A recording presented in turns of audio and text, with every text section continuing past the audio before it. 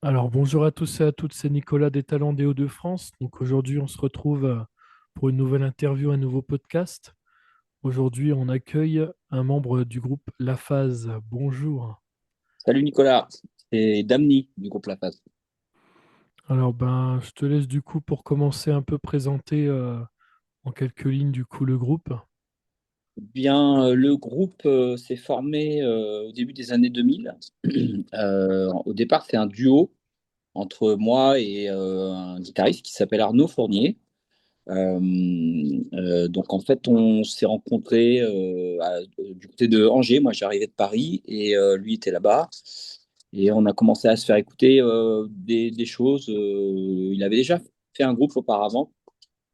Moi, j'ai fait différents projets et on avait un peu envie de démarrer quelque chose de nouveau. Il y a eu une rencontre un peu fortuite et on s'est fait écouter pas mal de trucs. À l'époque, c'était les débuts de la jungle, de la drum and bass, enfin le son anglais, quoi, et tout ce qui était ce qu'on appelait la vague trip-hop venant de Bristol, tout ça. Et tout ça mélangé aussi à nos racines qui étaient plutôt de son côté rock, noise et moi plus punk. En fait, on s'est mis tout de suite à travailler sur ce projet-là de manière assez enthousiaste et le projet a vu le jour en 2000. Et je dirais que 6 mois plus tard, on faisait déjà des concerts. Donc ça a été assez rapide. Voilà. Puis après, on a fait un premier album qui a bien fonctionné. De plus en plus de concerts. Le groupe a commencé à avoir une bonne réputation en live. Ensuite, on est passé en trio. Et puis au fil des années, on a tourné comme ça pendant une quinzaine d'années avec des enregistrements, des plus grosses tournées. On est passé ensuite en formule complètement live. Enfin, je veux dire avec un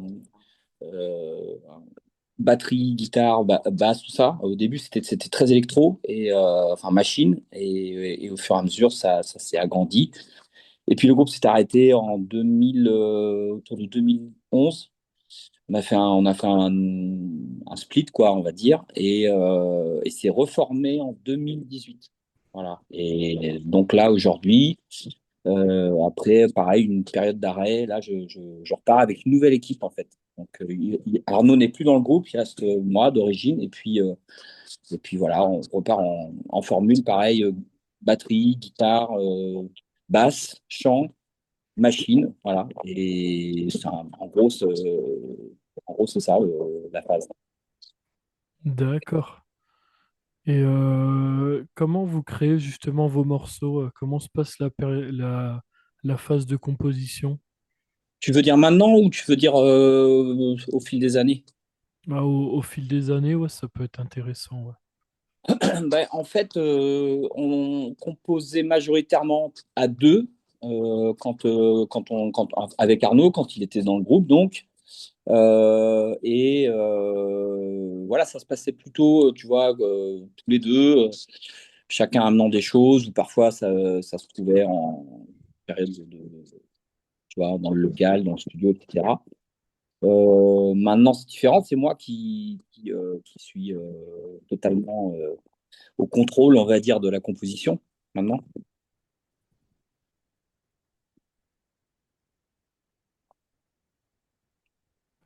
D'accord. Et comment vous choisissez justement le thème de vos chansons? Écoute, moi, en fait, c'est moi qui écris les textes depuis toujours. En plus de la musique, on le faisait à deux, parfois chacun amenant des petites choses ou de manière un petit peu collégiale. Mais les textes, c'est moi qui écris les textes. Et en fait, les textes viennent souvent d'observations. Il y a quand même un fond assez, on va dire assez social. J'aime pas trop le terme engagé parce que ça veut rien dire en fait, mais disons qu'il y a une forme d'observation sociale. C'est plutôt de la musique qui vient en résonance de ce qui se passe dans la société en fait, au niveau des textes. Donc je dirais que moi, ça se fait au fur et à mesure de mon expérience de vie, tout simplement. C'est pas, je ne choisis pas des thèmes, ça se fait par rapport à ce que je vis, à ce que j'observe, à ce qu'on me raconte, à, à mon quotidien, ou parfois à des lectures. C'est une forme d'interprétation de comment je vis la société, tout simplement.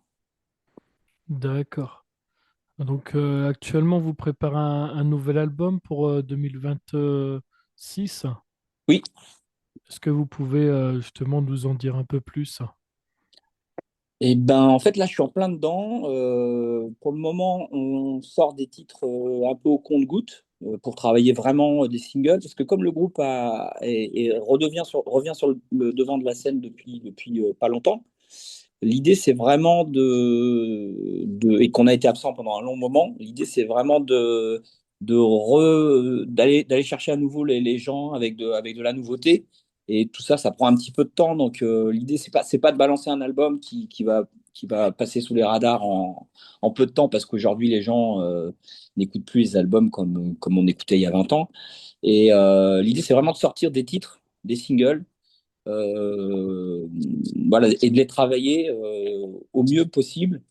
Euh, voilà, et être productif à ce niveau-là. Et après, d'ici quelques mois, d'ici un an, je sais pas encore, j'ai pas fixé de date, mais tout ça fera l'objet d'un album, ouais. Mais honnêtement, pour le moment, je fonctionne très à l'instinct, en fait. C'est-à-dire, c'est l'énergie qui vient, c'est l'envie qui vient, c'est aussi ce qui se passe avec le nouveau groupe, parce que là, c'est pratiquement que des membres nouveaux dans le groupe. Donc, du coup, il y a une énergie très positive, très on va dire, fougueuse. Donc, ça, c'est bien, ça nourrit beaucoup ce qui se passe en ce moment du côté du studio. Donc, c'est cool. Et après, il y aura forcément un album, je l'espère, à l'automne prochain, par là, si tout va bien. Ça avance bien. D'accord. Et donc vous êtes également de retour sur scène avec un nouveau spectacle, Mhm. notamment au Ferrailleur à Nantes. Comment Mhm. vous sentez-vous avant cette période de concert? Très impatient, parce qu'on a beaucoup travaillé, surtout, je pense, bah, effectivement, à toute la nouvelle équipe. En fait, comme c'est un groupe qui a quand même un peu plus d'une vingtaine d'années, il y a forcément un gros bagage et aussi une grosse responsabilité pour les nouveaux membres. Donc, ils ont travaillé vachement dur. Moi, je reconnais que j'ai pu être assez exigeant aussi, ce qui est normal. Et donc, tout le monde est très impatient, en fait, maintenant d'aller défendre ça sur scène. C'est comme quand tu t'es préparé pour un combat, en fait, si tu es sportif ou si tu dois faire une compétition. Il y a un peu cet engouement-là. Donc, on est vraiment super content. On a passé les baptêmes de feu, justement, avec les deux premiers concerts qui étaient des dates test pour nous, et puis aussi parce qu'on avait envie de jouer, tout simplement. Mais donc là, on est très, très impatients. Le Ferrailleur, c'était mortel, c'était blindé, les gens étaient à fond. Donc là, on est vraiment super, super impatient. Il reste une date encore isolée là, début mars, le 7 mars. C'est complet d'ailleurs, c'est à La Roche-sur-Yon. Et après, ça démarre le 5 avril pour une grosse tournée. Ouais. On a vraiment une grosse, grosse tournée qui va nous entraîner pratiquement sur 2 ans, je pense. D'accord. Est-ce que justement les nouveaux morceaux sont déjà joués en live?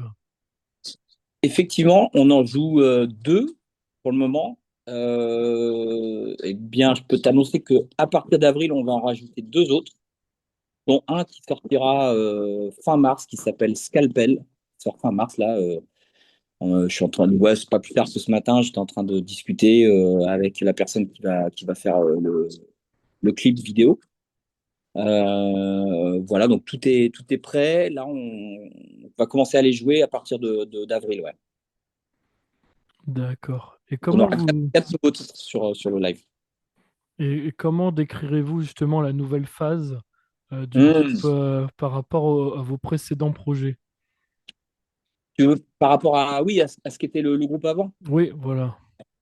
eh bien, je dirais que là, le son est beaucoup plus. Bah, moi, je pense que le son est vraiment moderne, très moderne. On a vraiment ressourcé tout ça. C'est très toujours très énergique parce que c'est quand même ça l'histoire du groupe, c'est d'être un groupe très énergique sur scène avec une grosse présence scénique. Mais il y a quelque chose de plus, c'est plus précis qu'avant, je pense. Un peu moins brouillon peut-être, je sais pas, c'est pas à moi de juger, c'est plus au public de dire, mais je pense que le set est vraiment très ciselé. Euh, et puis surtout, on a une grosse scénographie, ce qui n'a pas été le cas jusqu'à présent dans l'histoire du groupe. Avec, on a notre petite lumière, on a des choses assez originales à voir, enfin en tout cas qu'on ne voit pas forcément sur d'autres types de concerts. Et je suis très content parce que je trouve que ça colle parfaitement à l'image actuelle du groupe, quoi, qui est assez dans les tonalités un peu vert, digital, noir, tout ça, mais avec des trucs assez flashy et tout. Donc voilà, le show est très, comment dire, très précis. Voilà. D'accord, très bien. Bah, en tout cas, je te remercie d'avoir accepté du coup de participer à ce podcast.